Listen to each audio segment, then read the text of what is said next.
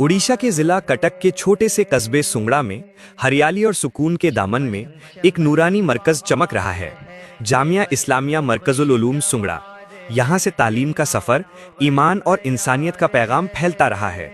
इस मदरसे की बुनियाद एक अजीम आलिम मौलाना इस्माइल कटकी रहमतुल्लाहि अलैह ने रखी। उनके शागिर्द और दूसरे फाउंडर थे मौलाना सिराजुस साजिदीन रहमतुल्लाहि अलैह। उन दोनों ने मिलकर एक ऐसी तालीमी तहरीक शुरू की जहां से दीन और दुनिया दोनों की रोशनी लोगों तक पहुंची। ये बात फ़ख्र के लायक है कि जामिया इस्लामिया मरकजुल उलूम सुंगड़ा एशिया के सबसे बड़े और मशहूर दारुल उलूम देवबंद की निगरानी और रहनुमाई में चल रहा है। यहाँ के असातिज़ा और निज़ामी निज़ाम देवबंद के उस्तादों के मशवरे और देख रेख में तैयार किए जाते हैं।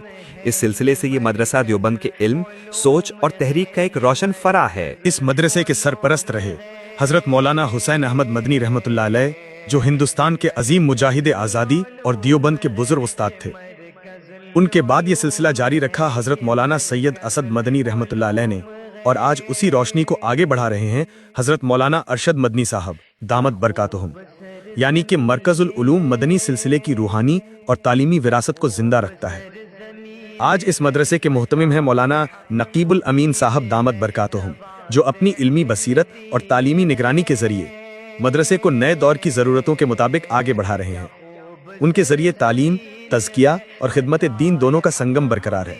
मरकजुल उलूम में दरसे निज़ामी, हिफ्ज़, क़िरात और तफसीर पर ख़ास तवज्जो दी जाती है, और साथ ही दौराए हदीस की तालीम भी दी जाती है।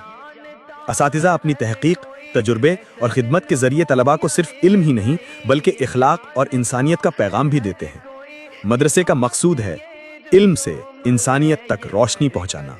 किताबें खुली हैं, बच्चों के लबों पर कुरान के अल्फाज हैं और मस्जिद के अंदर तिलावत की गूंज है। यही है मरकजुल उलूम सुंगड़ा का असली मंजर, जहां इल्म और नूर दोनों का मिलाप है।